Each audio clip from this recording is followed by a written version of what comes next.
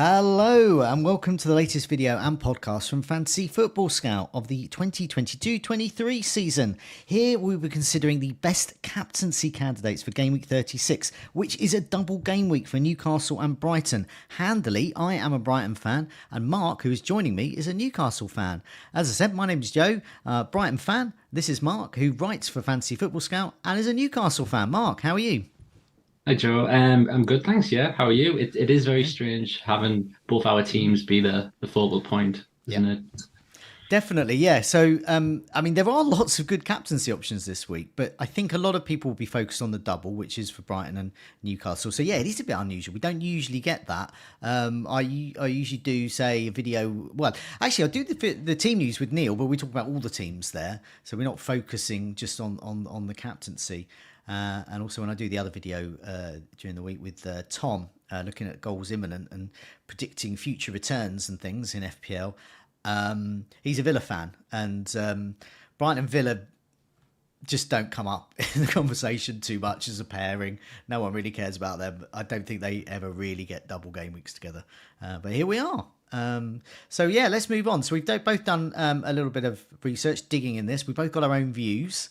Will we go for my team or your team? We'll reveal that at the end, but we'll have a look at some data first. We're looking at worst defences, last 6 matches, and I've also got the fixtures up here. So these are the defences to target, and I've flagged up Leeds, Arsenal, and of course Newcastle and Brighton. So Newcastle and Brighton face each other. Brighton also face Arsenal. Newcastle also face Leeds. So these are the teams we're interested in. I mean, we can just go down the list. I mean, first of all, Leeds against Newcastle. Leeds have expected goals conceded is over 14. They have, in fact, conceded 20, and they've had no clean sheets in the last 6 matches. This is the fixture we want a Newcastle captain for, probably, isn't it? But possibly the Brighton one as well. So, yeah. Does this move you towards a Newcastle captain? It depends how much you believe in the Sam Allardyce factor. Certainly, he would believe quite highly in it. But Newcastle, both the reverse fixtures were Leeds and Brighton, both were 0-0. Yeah. I don't know if that is anything that we can really look into. But yeah, that Leeds defence off late is definitely a reason to look at Newcastle. Okay. Over Brighton, you would say. Okay. I mean, okay, so Sam Allardyce is there. Both these fixtures have the potential to be 0-0. Should we be looking at Trippier rather than Wilson and Isak, or indeed Lewis Dunk, as opposed to McAllister? Well, it's probably in terms of both our defences. Brighton unfortunately had an off day against Everton, but yes. Newcastle we just completely fallen off the rails, totally come off the rails defensively recently. It's always just, I think the underlying stats are good. It's just always that one goal. I think Dwight McNeil scored directly from a corner. Yeah. Just silly ones like that. So it's been a long time since a clean sheet's been kept, and certainly Trippier, he had a freakish run for the first half of the season. He returned basically almost every game, and now it's the other way around. Now it's sort of like one return in the last dozen or something. Yeah, I do urge people to have a look at the goals imminent video or listen to the podcast that me and Tom did earlier in the week, because Trippier, we have an assist imminent table which tries to predict sort of future returns. And no surprise that Trippier is at the top there. He is on the cusp of a return, an attacking return, but he's just never delivering. Well, it hasn't done for a number of weeks now. That's okay. Well, let's scratch off either of our defences then for this. Also, Brighton face Arsenal, and Arsenal, I don't know if anyone's noticed this season, are really good. So they've got loads of attacking assets, so there will not be a clean sheet there. But we'll come to Brighton in a sec. We'll keep going down the list. So we've got Leeds, Newcastle. That looks like, if we're going to captain a Newcastle player, an attacker, and we'll come to Wilson and Isak a bit later. Next up, Aston Villa against Spurs. Harry Kane is an option. No one's going to go there, are they? But he always delivers. So if you basically want 6 to 9 points for your captain, so a safety there, he could be a good one. But no one's going to go there, are they? No, he was a reluctant sale for me the other week because he does keep ticking over, as you say. Never a particularly large score, but usually a return. Yeah. It's Aston Villa's defense has been really good, but then the last few weeks they've maybe steps off it too. So it's a hard one to call, and I just think whether it's the double game weeks of Newcastle and Brighton or some of the other singles we've got coming up, Kane's quite a bit down the list. Yeah. Okay. So next up, and we skirt over lots of these. Chelsea, Nottingham Forest. No one is going to go there just because of the nature of Chelsea being. I don't know. I don't know how well they're going to do. Maybe they'll start improving. There were signs against Bournemouth. Crystal Palace against Bournemouth. No one's going to be using their captain there. That'll be for another video to assess who will win that one. Manchester United against Wolves.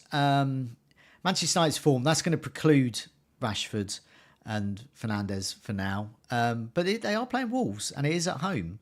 So I wouldn't totally discount them, but they'd be quite low down on the list, wouldn't they, for captaincy? Yeah, I don't know about you, but I just never know what to expect from Wolves. Are they going to keep it clean sheets like they did against Villa, or is it going to be like earlier on in the season? Yeah, I mean, they are a classic team of home. They are great, and away less great. So they are capable of getting beaten, as Brighton proved recently against Wolves. Let's move on. Southampton, Fulham. I don't think anyone's going to go there for the captaincy, so we can sketch over that. Brentford, West Ham. I'm going to sketch over that as well. Although Tony is worth mentioning. Now, there's a thing, isn't there, with Tony? He scores one week and then doesn't, and then he scores. Yeah. And that's pretty standard. He didn't score last week. So if you do have Tony, he's a really good option. He's a really secure option to captain, isn't he? Yeah, he's definitely going to score. That's it. So doesn't get any better than that. Everton against Man City. So this is where it's going to get a bit spicy because what you get is narratives during the game week. Everyone's Newcastle, Brighton, Newcastle, Brighton. And then suddenly it's like, hey, what about Haaland? What about Haaland? And then soon that's going to gain momentum. And then all the people that want to be different will suddenly go, yeah, I'm gonna do that. They probably won't, but they'll say it. Nevertheless, Haaland is going to be a topic of conversation. Everton have improved, as Brighton found out. But Haaland is Haaland. I mean, I'm not posting any stats about Haaland because everyone knows what he's capable of and the scores. So, is Haaland an actual, genuinely one of the best, if not the best captain this week, despite the double for Newcastle and Brighton? If it wasn't sandwiched directly between the Real Madrid legs, I'd probably still captain Haaland because he's Haaland and he's never really been rested for the Champions League. This season, he usually starts at the very least and gets the majority of the game. But last night, there was no substitutes at all, I don't think, was there? So Alvarez, Foden and Mahrez took no part.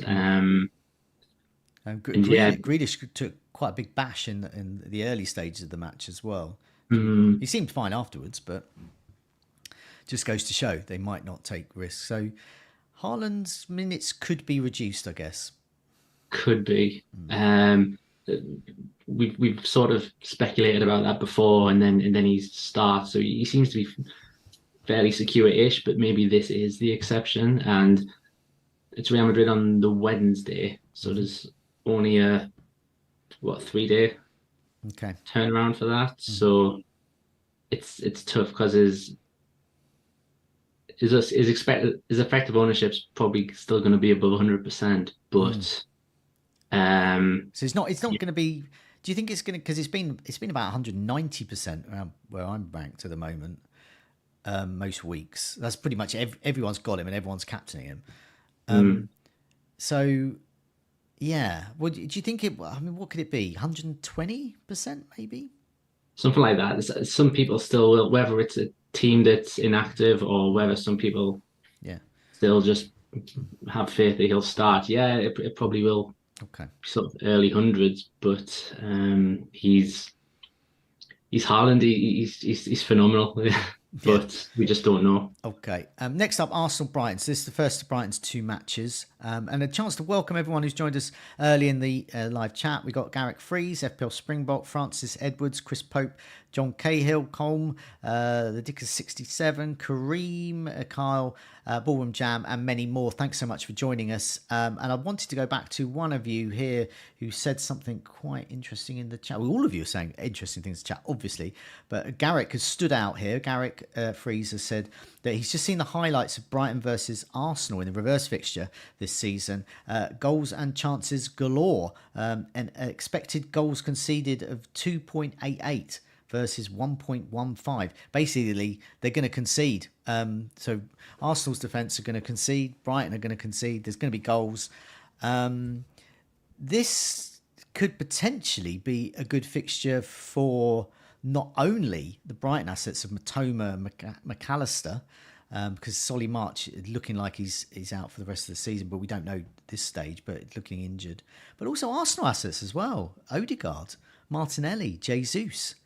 Brighton are leaky. I mean, if Ryan McNeil can do that to Brighton, what is Odegaard going to do? Yeah, well, I mean, let's start with Arsenal first. Would you captain an Arsenal player this week? No, but only because there are so many other options. Whether it's the double game week players or Haaland or Salah, that sort of they're all ahead. But yeah, you're right. Odegaard, he's got 3 goals in 2 games. He's on 15 for the season. Yeah. Martinelli's on 15. They're both just phenomenal assets to have, and I certainly think that they're almost differentials now, especially Odegaard, which is a really quick turnaround from sort of 5 or 6 game weeks ago. So they're still in this title race, and in terms of owning them at all, it's a good idea. I just maybe wouldn't quite captain them. And as for Brighton, McAllister on penalties, looking attacking when he's in an attacking role, and on some set pieces as well, other than penalties. He's on corners, some corners. Matoma, he did have a slight rest, and he's looked, if anything, too good recently. Not good in terms of FPL points, good in terms of he is. I think it was the Manchester United game in particular recently. He was just relentless in trying to score. It was like he'd finally found a way past Wan-Bissaka, and he was going to try and milk that for everything. So excited when he should have actually just passed the ball to a teammate who was in a better position to score. I saw that at least 2 times that match. Nevertheless, they just got hammered by Everton. The fatigue is so meant to be there, but I'm not seeing any fatigue in any of their players. They've all been rested. March now injured, and even he looked good when he came on in the last 2 matches. So I think this could be a good fixture for McAllister or Matoma. Which would you prefer at the moment, without looking at the stats?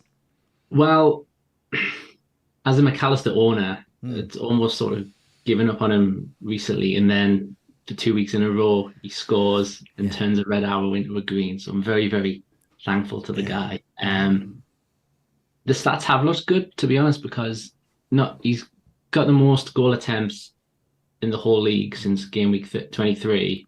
Really, McAllister, that is. McAllister, yeah, since 23, and the narrative is that he's moved back into centre midfield, so he's less threatening, but that's not true, because since game week 31, only Haaland has had more goal attempts. So he's still a huge threat, and penalties, as you say. So I think he hit the crossbar as well, didn't he, against Everton? So I think, well, they're both great options, because Matoma gets a lot of penalty area touches as well, doesn't he? Yeah, I mean, I foolishly got rid of McAllister a couple of weeks ago because he was benched. We knew in advance. Got him in for March, which has not worked out. At the time, though, I preferred to have Brighton's 2 wingers because I wasn't quite sure where McAllister would play, and I just felt that March and Matoma would have more. What used to point. March is off the table now. Matoma's still there, and I still think he will get returns this week. Also, plug for that goals and assists imminent table. He is due a return, so do have a look at that video as well.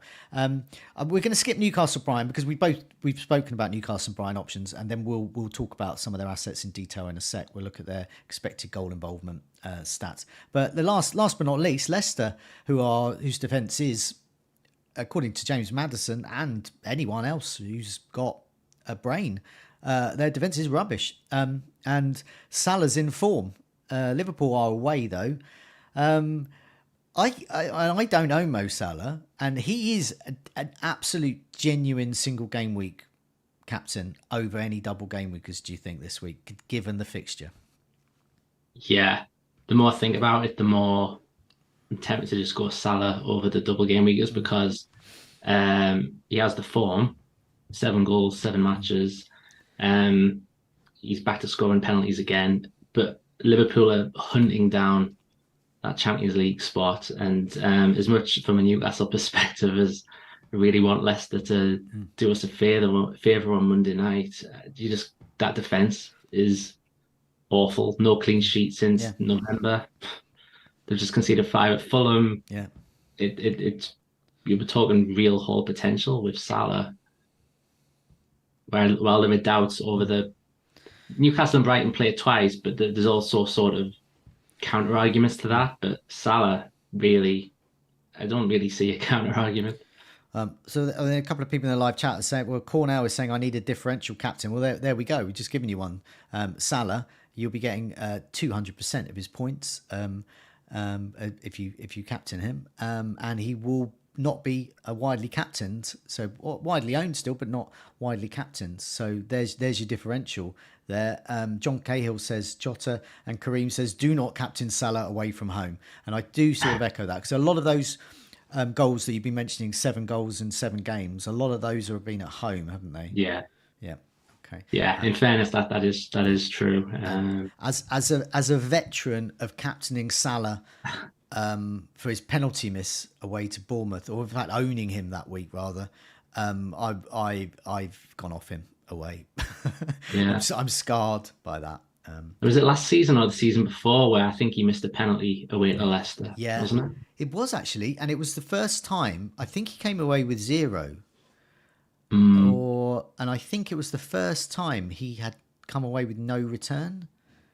Yeah, I think that would have been, yeah, it was something like that. I think it was actually a home game maybe, but it was something. It was massively unusual for him to get no return. So if he doesn't get anything against Leicester, that will be equally massively unusual. Okay, given that Leicester are worse. Hey, let's have a look at some expected goal involvement stats. So this is the best. I've just done Brighton and Newcastle here. So we've spoken about some of those other options before people say, oh, you don't mention Haaland or Salah. We've mentioned them. These is just if you're going to go for a double game week one. So we've sorted this by minutes per expected goal involvement, non-penalty, since the World Cup. So since game week 17, since we've been back. Undav is top. And I supplied this sort of table to the Scoutcast 2 weeks ago, and they just skirted over that. They said we're not even going to bother mentioning him. 4 or 5 days later, Undav scored a brace. So we're going to mention him. He's 5 million, 24 FPL points. He's started only 4 since the World Cup. He's scored a couple of goals. We've seen them. But his minutes per expected goal involvement, non-penalty, is every 98.6 minutes. He has to assist over that time. His top 10k ownership is 0.0 something %. So he's very, very low owned. Created 3 chances. Ferguson's back though, so I don't think he'll start. So I think it's going to be minutes here. I'm going to avoid Undav. So let's just cover him off. Would you in any way consider Undav? No. We'll move over. This is getting more like it with Wilson. Wilson is next. Minutes per expected goal involvement. So Newcastle's Wilson is minutes per expected goal involvement, non-penalty every 98.6 minutes. Chances are he is on penalties as well. Over that time, he's only had 4 starts though, and he's only had eight starts since the World Cup, which is obviously better than Undav. 75 points though, so 3 times as many. Scored 9 goals, which is the most on here. A couple of assists over that time as well, and his top 10k ownership, so that's engaged managers really, is 5.7%. Undav's, by the way, that's also top 10k ownership, is 5.7. That's going to go up, but it's not going to go up, horrendously, spectacularly so, I would imagine. Wilson is probably the best option, isn't he? But so you're a Newcastle fan. Why would you perhaps not go for Wilson? The big question is, whilst Isaac and Wilson did start together for the first time against Arsenal, will it happen again? Newcastle were good against Arsenal in terms of expected goals and stuff. There was a few big chances there, but Wilson didn't have a single shot. So it does make you wonder. And Isaac's such a good player. It almost felt he was a little bit wasted out wide. He's just, watching him is just an absolute joy. It makes you think maybe it was the experiment of starting them both. Is it over already? Okay. But then the other factor is that if Sean Longstaff's foot injury is worse than they feared, normally you sort of have Joe Linton and Joe Willock sort of alternating between centre midfield and left wing. Yeah. But they might both now be needed in centre midfield. Right. So then there's that left flank. It could be Isak again. St. Maximin is back. Yeah. We just don't know. Maybe Eddie Howe gives us a clue and is probably not. Do we think that the sort of their minutes will obviously change during the match? So for example, what he could do is Wilson up front with St. Maximin on the left, and Isak is on the bench, or he could play Wilson and Isak together, or as many people sort of think or perhaps hope, if they're Isaac owners, Isaac will play centrally, and then St. Maximin will play on the left. But of course, that's going to change mid-game, isn't it? So one of those is probably going to move. St. Maximin's probably not going to last 90 minutes. Wilson would come on, or indeed Isaac would come on. So is that you're going to get minutes out of both of them, aren't you, in each game, even if they don't start? That's it. The last couple of times Newcastle have sort of had a midweek game, they've sort of had that congested schedule. They have both shared. They've both had a start and both been on the bench. And if that happens this time, let's say Isaac starts the first game and is benched for the second, he's still going to play 1 point however many matches, and that's going to be more than any other forward in the game except Welbeck. Okay. So Isaac and Wilson, even if they both play 1 plus a cameo, it's still more than the other forwards. Yeah. So Isaac, he's a bit lower down this table in terms of minutes per expected goal involvement, non-penalty, every 164 minutes. But I'll mention his stats now. I'll just bring him forward a bit before we mention some of those more differential options. So his ownership, top 10k ownership, is 30%. That's going to be much bigger. That's going to be much. So engaged managers are going to look at that and going to go for him because he's had 72 points. He's had 10 starts to Wilson's 8 since the World Cup. He's scored 8 goals, got himself an assist as well. He's created 12 chances over that period. I've got some other stats here I've dug out here. So this is the last 6 game weeks. So I wanted a bit more immediate ones. So Isaac has had 5 starts. Wilson has had 2. Isaac has played 437 minutes. Wilson has played 313. So Isaac has played 2 hours more football than Wilson over the last 6 game weeks. And that is a lot over a short space of time. Now, Isaac's baseline bonus is 5.3 per match. So he doesn't have to, chances are he would need to score to get bonus, but he not necessarily. He can get that from his assist potential as well. His baseline bonus is much higher. That's basically the bonus that you get for all the other stuff.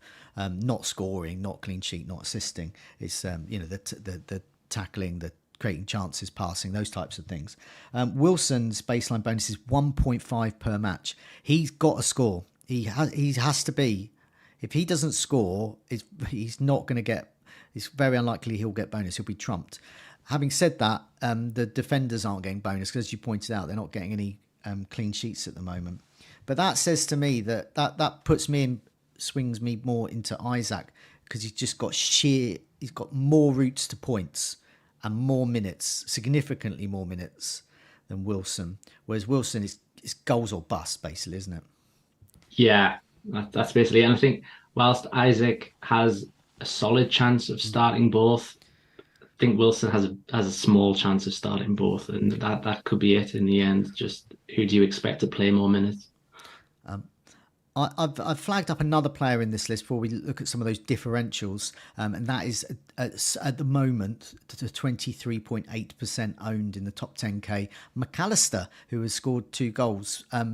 Fortunately, penalty last minute, and I think he scored whilst lying on the ground, asleep. I don't know, I don't know what part of his body just sort of came off him, but there we go. 67 points. He's had 14 starts. He's had a rest, so I think he'll be nailed on from now on. He's scored 5 goals and an assist, and a minutes per expected goal involvement, non-penalty, every 147.5 minutes. I'm very tempted to captain McAllister as a Brighton fan. He is a good option. He's got routes to points, hasn't he? Lots of routes to points.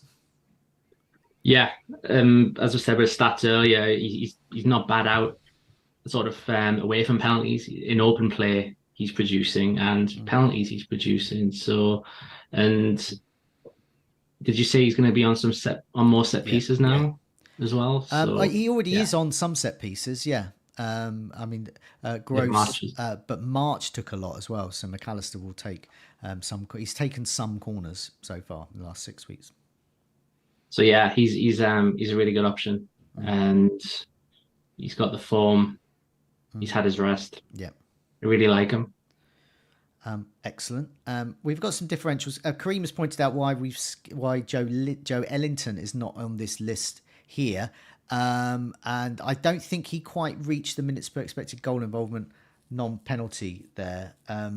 So any returns he's had are quite fluky with this, but having said that, I may have made an error and I may have missed him out. So if I have, I'll go back on Twitter after this and put Joe Ellington in. There are lots of other options though, so yes, I'm not going to discount him if you want to go for him.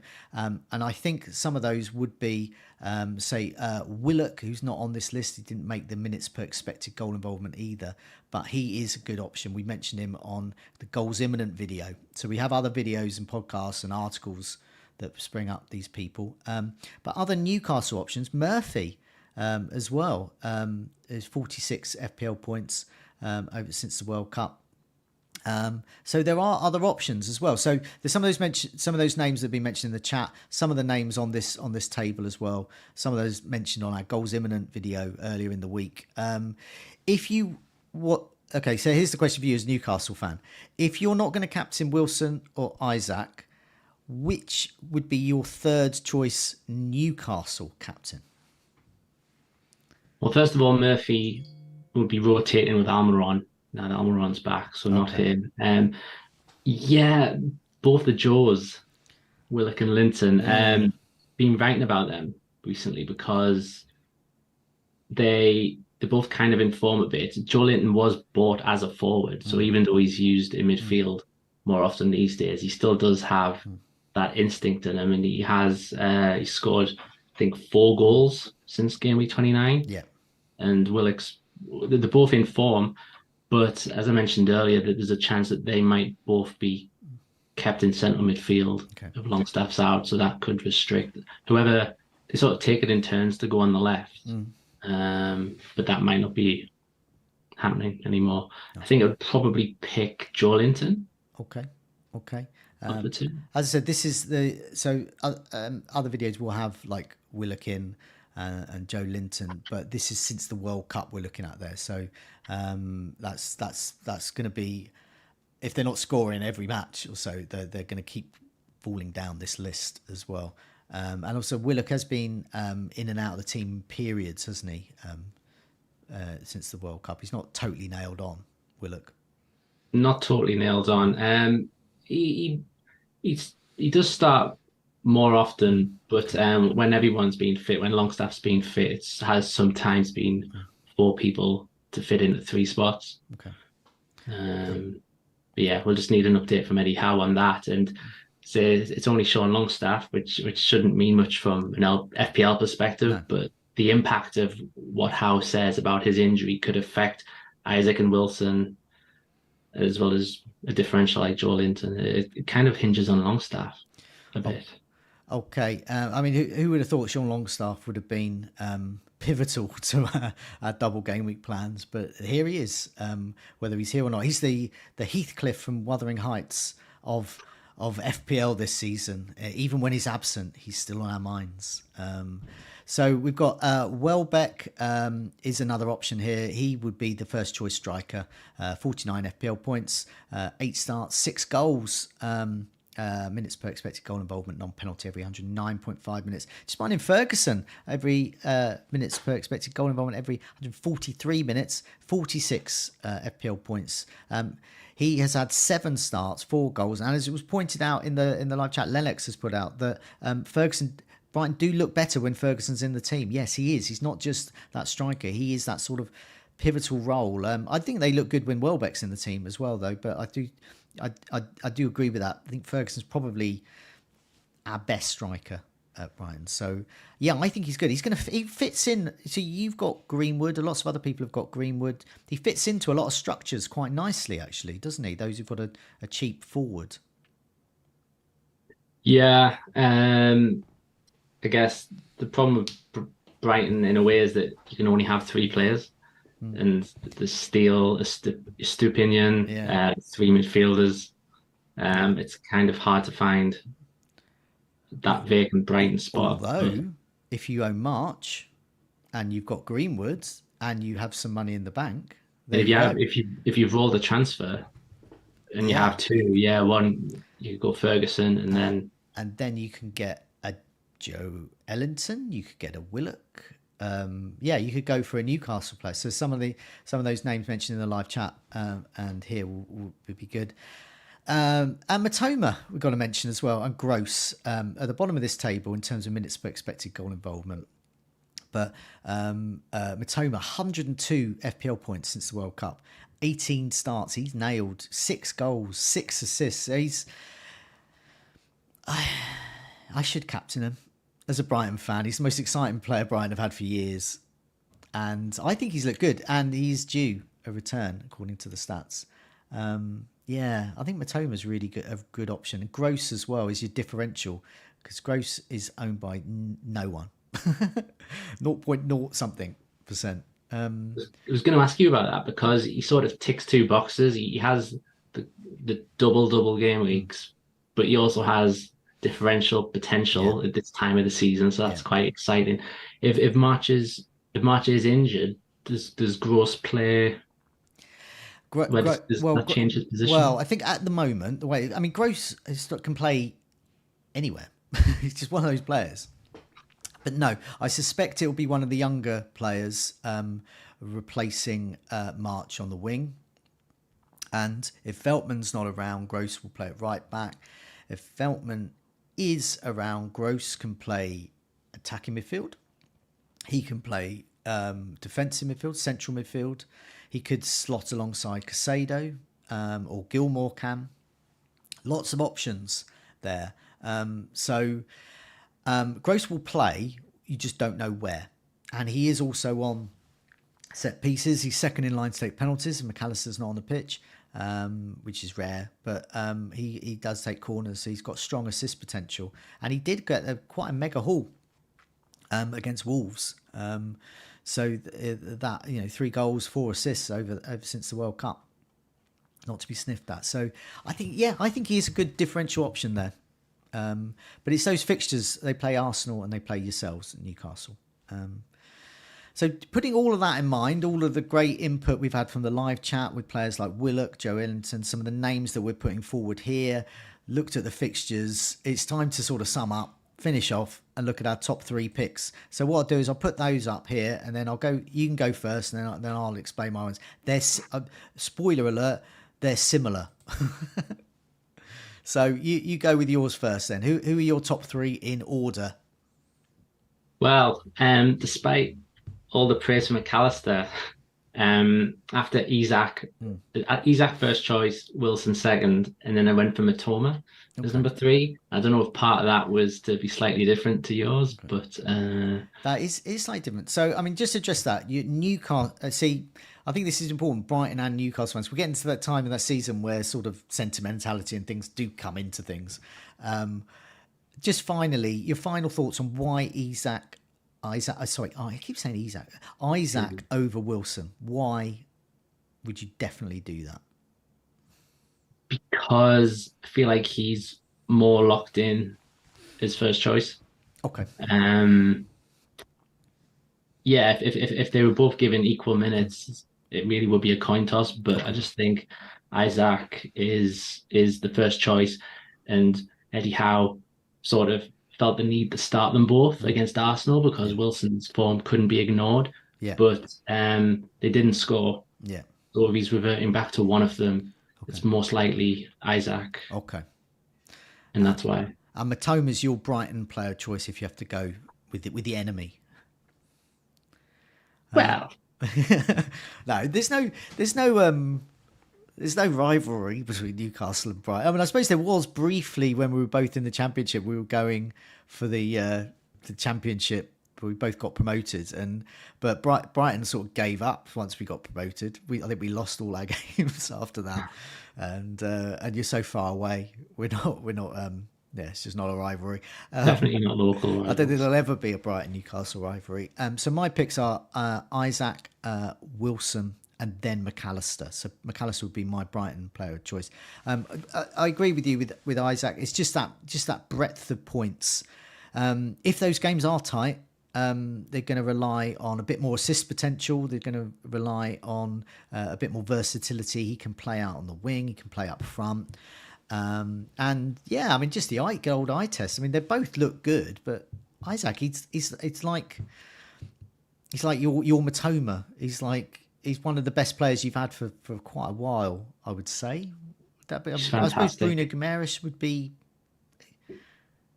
Who would be your sort of favourite Newcastle player the last year or so?